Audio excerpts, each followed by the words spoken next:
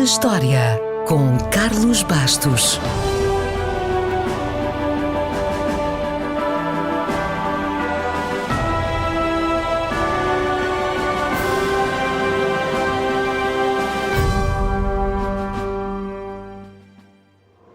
A 13 de maio de 1950 realizou-se oficialmente a primeira corrida do Campeonato do Mundo de Fórmula 1.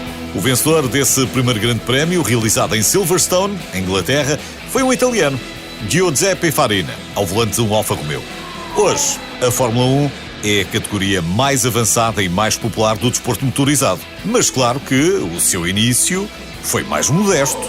Tudo começou com os grandes prémios disputados na Europa, um pouco por todo o lado, no início do século XX. Mas essas corridas valiam por si e não constituíam um campeonato. Aliás, as regras não eram bem regras, eram mais sugestões. O Campeonato do Mundo começou a sério em 1950 e era composto por 6 grandes prémios, todos na Europa: Reino Unido, Mónaco, Suíça, Bélgica, França e Itália.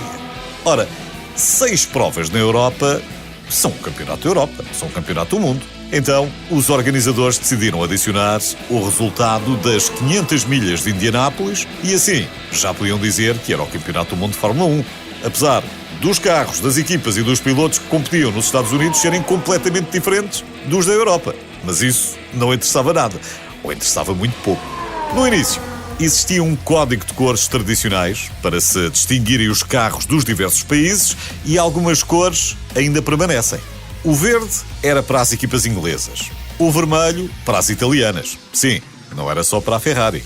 A Maserati, a Lancia ou a Alfa Romeo, por exemplo, também usaram o vermelho. O azul para as equipas francesas, o amarelo para as belgas e o branco para as equipas alemãs, que mais tarde adotariam a cor prateada. E não foi por questões estéticas. Os alemães, já se sabe, são sempre pragmáticos. Na verdade, eles nem sequer mudaram a cor. O que fizeram foi raspar a tinta dos carros para ficarem mais leves. Na Fórmula 1, todos os pormenores contam. E os carros sem tinta ficaram prateados porque, basicamente, é essa a cor do metal. Não terá sido só por causa da tinta que ganharam muitas mais corridas, mas ganharam uma grande alcunha que se mantém ainda hoje: flechas de prata. Já os números utilizados nos carros tinham outro tipo de regras, nomeadamente o número atribuído ao campeão em título. Mas sempre foi um tema com menos importância, a não ser que o número em questão fosse o número 13. Nesse caso, podemos dizer com segurança que ninguém o queria, nem quer. Na história da Fórmula 1, o número 13 só foi utilizado 2 vezes: no Grande Prémio do México, em 1963, e no Grande Prémio de Inglaterra, em 1976. Já sabe que os pilotos não acreditam em bruxas, mas que as há.